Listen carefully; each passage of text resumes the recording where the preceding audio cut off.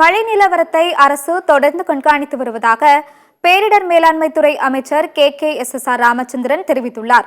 சென்னை சேப்பாக்கத்தில் உள்ள மாநில அவசர கால செயல்பாட்டு மையத்தில் பேரிடர் மேலாண்மை துறை அமைச்சர் KKSSR ராமச்சந்திரன் ஆய்வு மேற்கொண்டார்.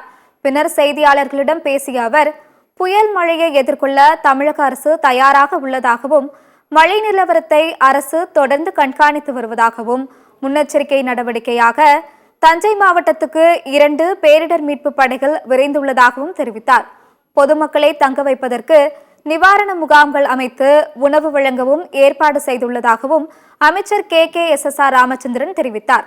மேலும் பயிர் பாதிப்பு குறித்து கணக்கெடுத்து உரிய இழப்பீட்டை அரசு வழங்கும் என்றும் அவர் கூறினார். வானிலை ஆய்வு மையம் புயலாக மாறக்கூடிய வாய்ப்பும் இருக்கு என்று சொல்லியிருக்கிறார்கள். ஆகவே அதை நாம் எச்சரிக்கையாக எடுத்துக்கொண்டு முன்னெச்சரிக்கை நடவடிக்கைகளை நாம் எடுத்திருக்கிறோம். சென்னையில் வேண்டிய முன்னெச்சரிக்கை நடவடிக்கைகளையும் சரியான முறையில் எடுத்திருக்கிறோம்.